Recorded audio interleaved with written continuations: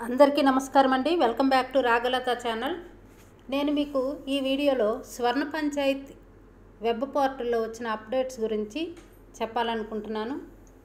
2025-26 సంవత్సరానికి demand house tax కానీ non tax కానీ డిమాండ్ ఎలా జనరేట్ చేసుకోవాలి అనే దాని గురించి అయితే చెప్పాలనుకుంటున్నాను. అయితే ముందుగా మనం క్రోమ్ ఓపెన్ చేసుకుంటాము.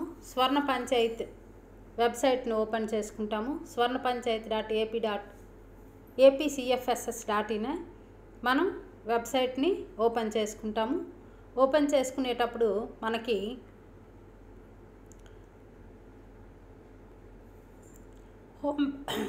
హోమ్ పేజ్ అనేది మనకి ఇలా ఓపెన్ అవుతుంది. ఓపెన్ అయ్యేటప్పుడు మనం హౌస్ ట్యాక్స్ డిమాండ్ 2025-26 సంవత్సరానికి డిమాండ్ ఫిక్స్ చేసుకునే ముందు అంటే మనం 24-25 సంవత్సరానికి స్వర్ణ పంచాయత్ వెబ్ పోర్టల్లో మన యొక్క హౌస్ ట్యాక్స్ డిమాండ్ అనేది అసెస్మెంట్ వారీగా ఎంటర్ చేయడం అయితే జరిగింది. అయితే ఆ హౌస్ ట్యాక్స్ డిమాండ్ ఎంటర్ చేసిన ప్రాప్తికి మనకి 2025-26 సంవత్సరానికి డిమాండ్ అనేది ఆటోమేటిక్గా జనరేట్ అయ్యి మనకి వస్తుంది. అయితే దీని గురించి మనకి ఒక నెల 2 నెలల క్రిందట మనకి మాస్టర్స్ డేటా అనేది అప్డేట్ చేయమని జిల్లా అధికారులు అయితే చెప్పడం జరిగింది. ఆ మాస్టర్స్ డేటా అప్డేట్ చేయమనేటప్పుడు మనం ఆల్రెడీ అప్డేట్ చేసాం. ఒకవేళ ఎవరైనా అప్డేట్ చేసుకోకపోయినట్లయితే దాన్ని ఇప్పుడు ఖచ్చితంగా మీరు అప్డేట్ చేసుకోవాలి. దాన్ని ఒక్కసారి మనం చెక్ చేసుకోవాలి. 25-26 సంవత్సరానికి డిమాండ్ జనరేట్ చేసే ముందు మన యొక్క మాస్టర్స్ డేటా అనేది మనం చెక్ చేసుకోవాలి. దానికైతే ట్యాక్సెస్ మీదకి వెళ్తాం, హౌస్ ట్యాక్స్కి వెళ్తాము. అక్కడ మాస్టర్స్లో percentage of house tax components అని ఉంది కదా, ఈ కాంపోనెంట్స్ డేటా అనేది మనం ఒకసారి చెక్ చేసుకోవాలి. చెక్ చేసుకొని మనం ఏదైనా మార్చాలి అనుకుంటే ఇక్కడ ఎడిట్ అనే ఆప్షన్ ఉంది. దాన్ని ఎడిట్ మీద క్లిక్ చేసుకొని చేంజ్ చేసుకోవచ్చు. లేదు అంటే యాజ్ ఇట్ ఈజ్గా ఉంచి సబ్మిట్ అనేది దాని మీద క్లిక్ చేస్తాం.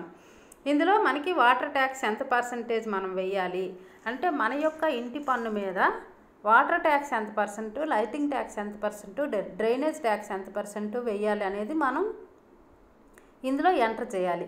మిగతా library cess, sports cess, fire cess అనేది ఆటోమేటిక్గా ఇక్కడ జనరేట్ అవుతుంది. అది ఫ్రీజ్ అయిపోతుంది. మనం మార్చడానికి కూడా అవకాశం లేదు, ఎందుకంటే అవి ఫిక్స్డ్ రేట్స్. అయితే ముందుగా water tax, lighting tax, drainage tax అనేది ఎంత పర్సెంట్ వేయాలనేది మనం ఇక్కడ ఫిగర్స్ ఎంటర్ చేసుకొని సబ్మిట్ అనే దాని మీద క్లిక్ చేసుకుంటాము. క్లిక్ చేసుకుంటే అప్డేటెడ్ సక్సెస్ఫుల్లీ అని వస్తుంది. ఇది ఆటోమేటిక్గా అంటే మనం ఆల్రెడీ ఒక 2-3 నెలల కిందట మనం ఇది ఆల్రెడీ ఎంటర్ చేసాం.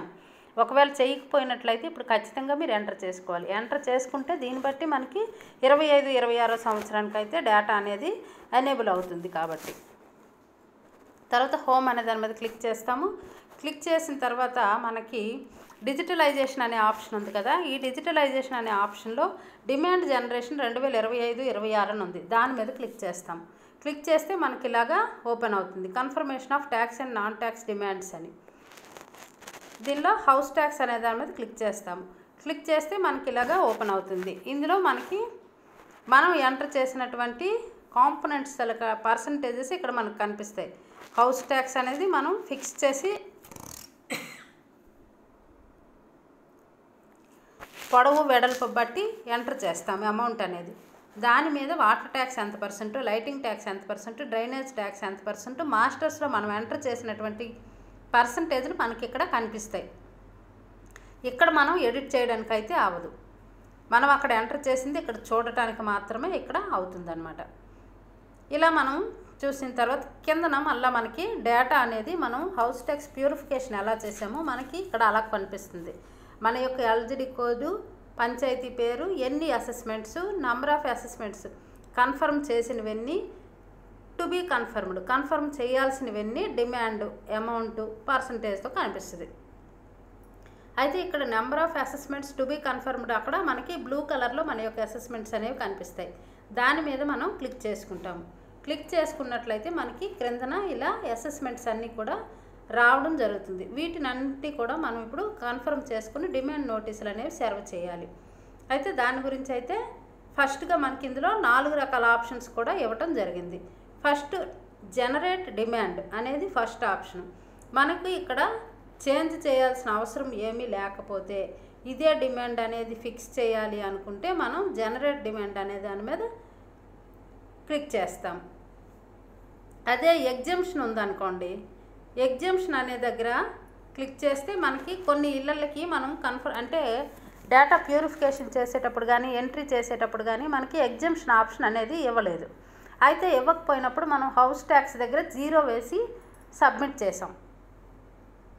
అయితే మనం ప్యూరిఫికేషన్ కొంత సమయం చేసిన తర్వాత 0 వేసి ఎంటర్ చేస్తే తీసుకోలేదు సిస్టమ్. మినిమం 1 రూపీ అయినా వేసి సబ్మిట్ చేయడం అయితే జరిగింది. అలా కాకుండా ఇప్పుడు ఎగ్జంప్షన్ డీటెయిల్స్ అనేది మనకి ఏ ఇళ్ళకైతే ఎగ్జంప్షన్ చేయొచ్చు అనేది ఇక్కడ ఇవ్వటం జరిగింది. ఎక్స్ సర్వీస్ మెన్ అయితే service defence personnel, spouse of ex service men, spouse of serving defence personnel, పౌల్ట్రీకి మనం ఎలాగో ట్యాక్స్ ఫిక్స్ చేయము, అలాగే ఎన్జిఓ హోమ్స్కి ట్యాక్స్ ఫిక్స్ చేయము. ఇవన్నీ కాకుండా వేరే ఏవైనా ఉంటే అదర్స్ అని మనం క్లిక్ చేయొచ్చు. అదర్స్ అంటే ఏం క్లిక్ చేస్తాము, ఈ సంవత్సరం ఒక ఇల్లు ఉంది అంటే 2024-25లో మనం హౌస్ ట్యాక్స్ కలెక్షన్ చేసాం. ఆ ఇల్లు అనేది నెక్స్ట్ 2025-26 సంవత్సరానికి వచ్చేటప్పటికి అది ఇరగొట్టేశారు. మళ్ళీ కొత్తగా కట్టుకుంటామని ఇల్లు అయితే ఇరగొట్టారు. అప్పుడు మనం ట్యాక్స్ తీయాలి కదా. మనకి యాజ్ పర్ పంచాయతీరాజ్ యాక్ట్ ఏం చెప్తుంది అంటే మినిమం 6 నెలలు ఆ ఇంట్లో ఉంటేనే మనం ట్యాక్స్ అనేది ఫిక్స్ చేయాలి. ఆ ఇల్లు ఎరగొట్టారు కాబట్టి మనం ట్యాక్స్ తీయాలంటే అదర్స్ అని క్లిక్ చేసుకుంటాము. లేదు వాళ్ళు కొన్ని గవర్నమెంట్ ఇన్స్టిట్యూషన్స్ ఉంటాయి, కమ్యూనిటీ హాల్స్ ఉంటాయి, గవర్నమెంట్ బిల్డింగ్స్ మన పంచాయతీ ఆఫీస్ కానీ స్కూల్స్ కానీ ఇలాంటి బిల్డింగ్స్ ఉండొచ్చు. లేదు అంటే మనకి రిలీజియస్ బిల్డింగ్స్ అంటే మతపర సంబంధమైనవి గుడులు గోపురాలు ఇలాంటివి ఉంటాయి కదా, వాటికి కూడా మనం ట్యాక్స్ వేయము. ఇలా ఏవైతే ట్యాక్స్ వేయమో వాటిని ఇక్కడ సెలెక్ట్ చేసుకుంటాము. సెలెక్ట్ చేసుకుని మనం సబ్మిట్ అనే దాని మీద క్లిక్ చేసుకుంటాము. అంటే అప్పుడు దానికి ట్యాక్స్ అనేది పడదనమాట. ఎగ్జంప్ట్ అనే దాని మీద క్లిక్ చేసుకుంటాము. ఇంకొక ఆప్షన్ ఏముంది అంటే డూప్లికేట్ ఆర్ డిలేట్ అని ఉంది. అంటే మనం ఎంటర్ చేసేటప్పుడు ఏవైనా ప్యూరిఫికేషన్ చేసినప్పుడు పొరపాటుగా ఏవైనా ఎంటర్ చేసి ఇందులో డిలేట్ చేయవలసిన అసెస్మెంట్స్ ఏవైనా ఉన్నట్లయితే డూప్లికేట్ డిలేట్ అనే దాని మీద క్లిక్ చేస్తే are you sure you want to delete the record అంటే ఎస్ అనే దాని మీద క్లిక్ చేసుకుంటాం. నేను ఇక్కడ డిలేట్ చేయాల్సిన అవసరం లేదు కాబట్టి నో అనే దాని మీద క్లిక్ చేసుకుంటున్నాను. నెక్స్ట్ ఎడిట్ ఆప్షన్ ఒకటి ఇవ్వటం జరిగింది. ఈ ఎడిట్ ఆప్షన్లో మళ్ళీ ఎగ్జంప్షన్ కేటగిరీ కూడా అడిగారు. అక్కడ ఇచ్చిన సేమ్ ఇక్కడ కూడా మళ్ళీ వస్తున్నాయి. ఏదైతే ఎగ్జంప్షన్ చేయాలనుకుంటున్నామో ఆ కేటగిరీ అనేది ఇక్కడ మనం సెలెక్ట్ చేసుకుంటాము. సెలెక్ట్ చేసుకున్న తర్వాత ఇక్కడ ఎడిట్ అనే ఆప్షన్ ఎందుకు ఇవ్వటం జరిగింది అంటే కొన్ని ఇంటి పన్నులు అనేవి మారచ్చు. ఇప్పుడు 24-25 సంవత్సరంలో ఒక ఇంటికి ఒక 100 రూపాయలు ఇంటి పన్ను అనేది వేసాం. అయితే నెక్స్ట్ ఇయర్ వచ్చేటప్పటికి ఆ ఇల్లు అనేది కింద ఫ్లోర్ నుంచి మీద ఇంకో ఫ్లోర్ వేసి మళ్ళీ ఇంకొక పైన ఒక అంతస్తు కట్టడం జరిగింది. అప్పుడు మనకు ట్యాక్స్ పెరుగుతుంది కదా. పెరిగేటప్పుడు మనం ఇక్కడ హౌస్ ట్యాక్స్ అనే దగ్గర మనం అమౌంట్ అనేది మార్చాలి. ఎంత మనం హౌస్ ట్యాక్స్ ఫిక్స్ చేసామో ఆ అమౌంట్ వేస్తాం. మిగతా water tax, lighting tax, drainage tax, library cess, sports cess, fire cess అనేది మాత్రం ఆటోమేటిక్గా మనం మాస్టర్స్ డేటాలో కాంపోనెంట్స్ ఎంటర్ చేసిన ప్రాప్తికి ఇక్కడ ఆటోమేటిక్గా డేటా అనేది వచ్చేస్తుంది. చూడండి నేను మీకు చూపిస్తాను. ఇక్కడ హౌస్ ట్యాక్స్ అనేది నేను 100 రూపాయలు వేసాను. ఆటోమేటిక్గా 10% నేను వేసాను కాబట్టి 10 831 వచ్చింది కదా. వస్తూ ఇక్కడ చివరికి మనకి టోటల్ ఫిగర్ కూడా కనిపిస్తుంది అనమాట. అప్పుడు జనరేట్ డిమాండ్ అనే దాని మీద క్లిక్ చేస్తే ఆ పెరిగిన డిమాండ్ అనేది మనకి ఇక్కడ వచ్చేస్తుంది. అలా మనకి 4 ఆప్షన్స్ అయితే ఇవ్వటం జరిగింది. ఈ 4 ఆప్షన్స్ మనం ఉపయోగిస్తాం. ఇంకపోతే మనకి ప్రతి అసెస్మెంట్ దగ్గర కూడా 2024-25, 25-26 2 సంవత్సరాలది కూడా మనకి కనిపిస్తుంది. అయితే 2025-26 సంవత్సరానికి మనం డిమాండ్ జనరేట్ చేస్తున్నాం. జనరేట్ చేసేటప్పుడు ఆ అసెస్మెంట్ ప్రాప్తికి ఇప్పుడు నాకు 1వ నెంబర్ అసెస్మెంట్ ఉంది. నేనైతే ఇది శివాలయం ఇచ్చాము కాబట్టి ఇక్కడ 0 వేసాము మేము ఆల్రెడీ ఎగ్జంప్షన్ కింద. అయితే ఇక్కడ వచ్చేటప్పుడు మామూలుగా ఏదైనా ఒక అసెస్మెంట్ 24-25 సంవత్సరం తాలూకా హౌస్ ట్యాక్స్ పేమెంట్ చేసిస్తే ఓకే. పేమెంట్ చేయకపోతే మాత్రం ఇక్కడ మనం టిక్ మార్క్ అనేది పెట్టుకుంటాం. పెట్టుకుంటే రెండూ కలిపి మనకి డిమాండ్ అనేది జనరేట్ అవుతుంది. అదే మనం ఇక్కడ టిక్ మార్క్ తీసాము అంటే 24-25 సంవత్సరం కనుక పేమెంట్ అయిపోతే ఒక్క 25-26కి ఆటోమేటిక్గా టిక్ మార్క్ అనేది వస్తుంది. ఇది మనం డిలీట్ చేయడానికి కూడా అవకాశం అనేది ఉండదన్నమాట. మనం ట్యాక్స్ తగ్గించాలి, ట్యాక్స్ జీరో చేయాలంటే ఎగ్జంప్షన్ కేటగిరీని ఎంచుకోవాలి తప్పించి ఇక్కడ టిక్ మార్క్ చేయడానికి ప్రయత్నించకూడదు, ఎందుకంటే అది సక్సెస్ అవ్వదు. 25-26కి డిమాండ్ ఫిక్స్ చేస్తున్నాం కాబట్టి అక్కడ టిక్ మార్క్ కంపల్సరీ. 24-25 ఎరియర్ కూడా మనకు ఉన్నది అంటే మాత్రం ఖచ్చితంగా 24-25 టిక్ చేసుకోవాలి. అంటే ఇప్పుడు మనము 24-25 పేమెంట్ చేసాము, చలానాలు కట్టాము, ఆన్లైన్లో పెట్టాము, తర్వాత స్వర్ణ పంచాయతీ పోర్టల్లో కొట్టాము, ఇన్ని చేసినా కూడా మనం 24-25 కట్టిన తాలూకా డేటా అనేది ఇక్కడ ఎనేబుల్ కాలేదు. ఇక్కడ మనకి ఎన్ని అసెస్మెంట్లు ఉన్నాయో అన్ని అసెస్మెంట్లకి కూడా 24-25, 25-26 చూపిస్తుంది. ఇది మీరు గ్రహించండి ఒకసారి. ఇప్పుడు 24-25 అన్నిటికీ టిక్కులు పెట్టిస్తే మనం కట్టిన దానికి కూడా మళ్ళీ టిక్ మార్క్ అయిపోద్ది. కాబట్టి మన కలెక్షన్ రిజిస్టరో బ్యాలెన్స్ రిజిస్టరో పక్కన పెట్టుకొని ఇక్కడ మనం టిక్ మార్కులు అనేవి పెట్టుకుంటుండాలి. ఎవరైతే కట్టలేదో వాళ్ళకి ఖచ్చితంగా టిక్ మార్క్ పెట్టుకోవాలి. అది ఒకటి అబ్జర్వ్ చేయండి. ఇలా మీకు ఎన్ని సంవత్సరాల బ్యాలెన్స్ ఉంటే ఎరియరు అన్ని సంవత్సరాలు మనం ఎంటర్ చేసిన ప్రాప్తికి ఇక్కడ వస్తుంది అనమాట. ఇప్పుడు 24-25లో స్వర్ణ పంచాయతీ పోర్టల్లో మనం ఎరియర్ ఉన్నట్టుగా కనుక చూపించినట్లయితే ఇక్కడ కనిపిస్తుంది. అది మీరు అబ్జర్వ్ చేసుకోండి. అయితే ఇప్పుడు దీనికి నేను జనరేట్ డిమాండ్ అనేది పెడతాను. ఏమొస్తుందో చూద్దాం. Are you sure you want to generate the demand for the following years 25-26 with total tax అని అన్నాడు. అయితే ముందు దానికి నేను ఎగ్జంప్షన్ పెట్టుకోవాలి, ఎందుకంటే అది శివాలయం కాబట్టి. సో ఎగ్జంప్షన్ పెడతాను. ఎగ్జంప్షన్లో సెలెక్ట్ కేటగిరీ ఇక్కడ రిలీజియస్ లేదు కాబట్టి అదర్స్లో నేను పెట్టుకుంటాను, ఎగ్జంప్ట్ అని పెట్టుకుంటాను. మళ్ళీ are you sure you want to exempt the demand for the following years అంటది. ఎస్ అనే దాని మీద క్లిక్ చేసుకుంటాను. House tax should be greater than 5% of 24-25 zero అంటే 5% ఎంత పెరిగి ఎంత వచ్చింది అని చూపిస్తుంది. నాకు జీరో కాబట్టి జీరో వచ్చింది, కానీ అమౌంట్ ఉంటే ఫిగర్ కూడా చూపిస్తుంది అన్నమాట.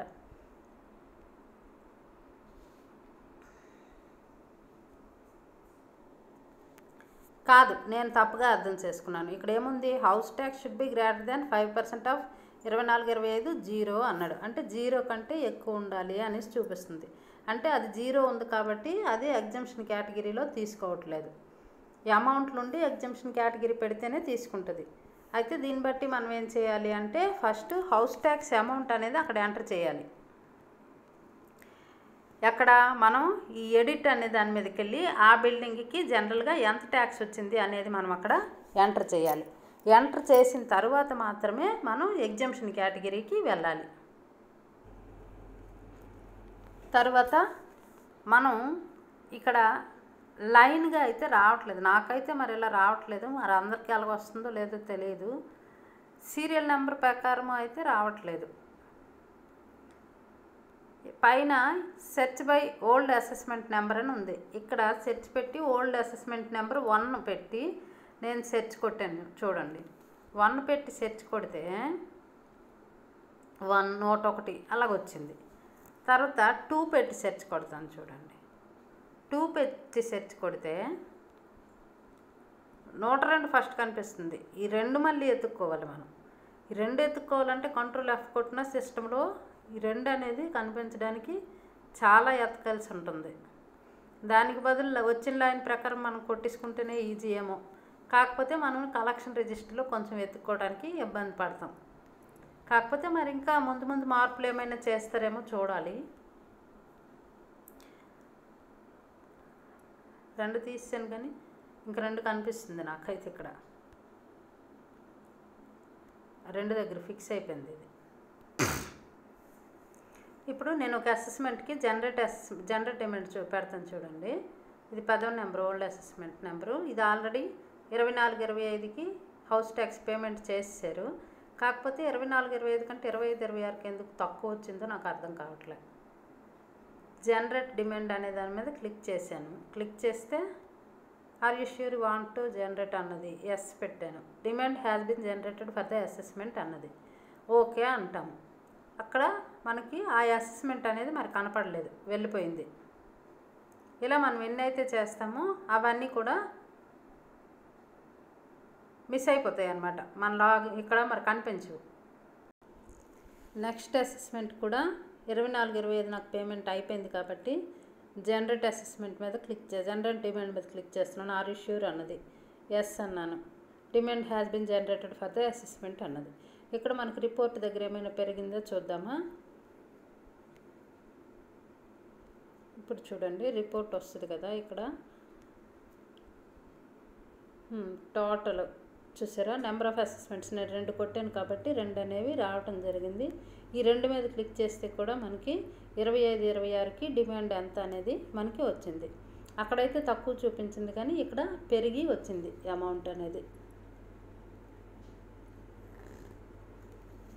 అక్కడ లాస్ట్ ఇయర్ది 4.24 ఉంది, ఈ సంవత్సరంది 3.99 తగ్గింది అనుకున్నాను. కానీ ఎక్కడికి వచ్చేటప్పటికి అమౌంట్స్ అనేవి పెరుగుతున్నాయి, అది చూసుకోండి. నాకైతే మరి అలాగొచ్చింది, మీకు ఎలాగొస్తుందో చూడాలి.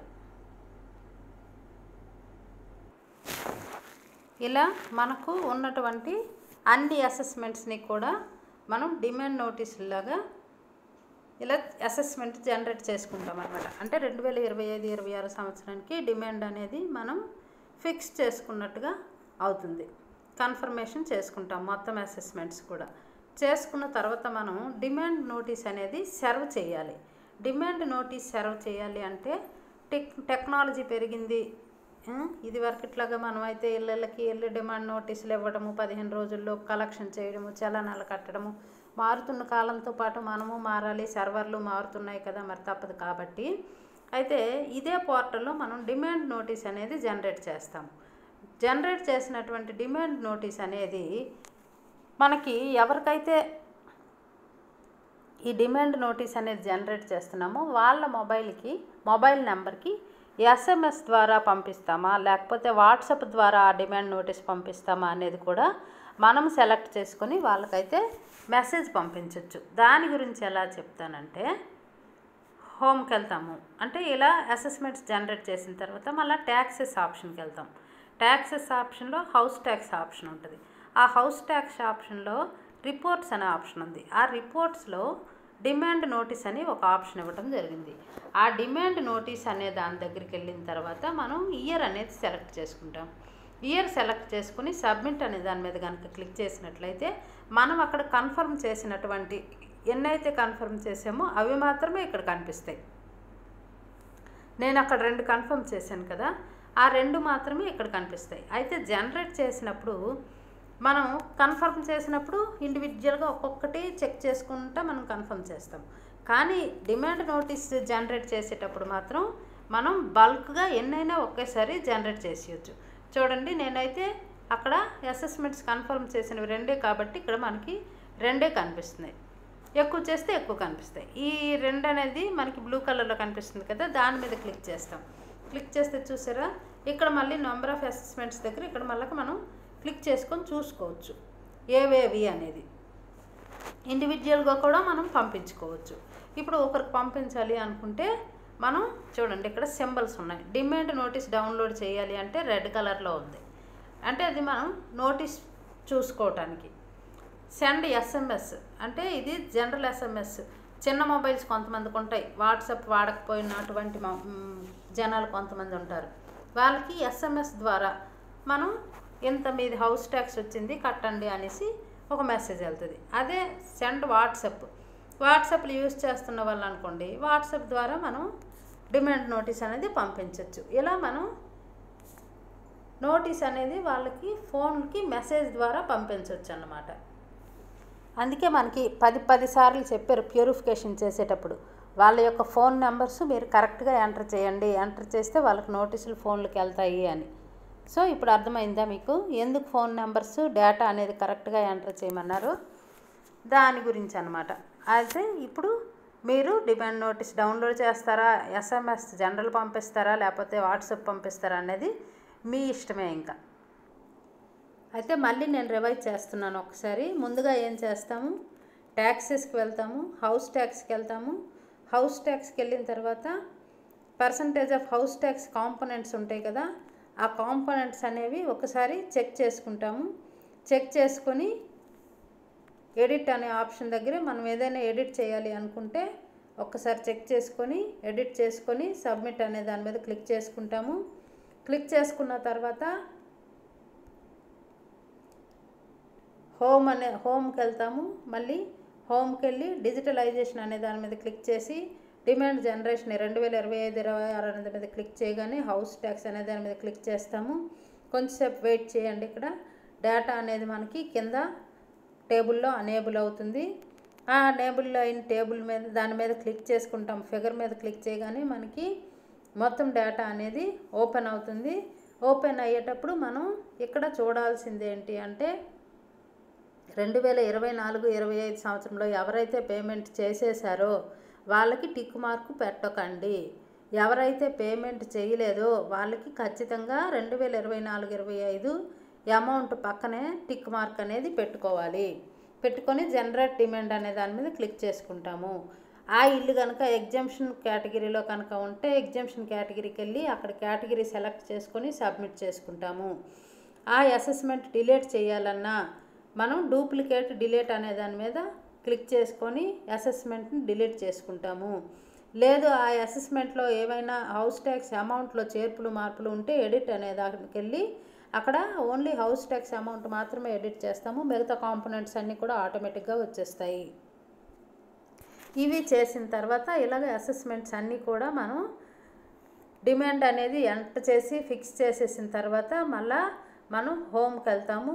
హోమ్కి వెళ్ళి డిమాండ్ నోటీస్ అనేది ట్యాక్సెస్కి వెళ్తాము. హౌస్ ట్యాక్స్కి వెళ్తాము. ఇక్కడ రిపోర్ట్స్ అనే దాని మీద క్లిక్ చేస్తే డిమాండ్ నోటీస్ అని ఉంటుంది. ఈ డిమాండ్ నోటీస్ అనే దాని మీద క్లిక్ చేస్తాము. ఫైనాన్షియల్ ఇయర్ 25-26 సెలెక్ట్ చేసుకొని సబ్మిట్ అనే దాని మీద క్లిక్ చేస్తాము. ఇక్కడ మనం ఎంటర్ చేసినటువంటివన్నీ కూడా టోటల్ అసెస్మెంట్లో కనిపిస్తాయి. అక్కడ మనం క్లిక్ చేసి నెంబర్ ఆఫ్ అసెస్మెంట్స్ అనే దాని మీద మళ్ళీ క్లిక్ చేస్తే ఇండివిజువల్గా మనం మెసేజ్లు అనేవి పంపించడానికి అవకాశం ఉంటుంది.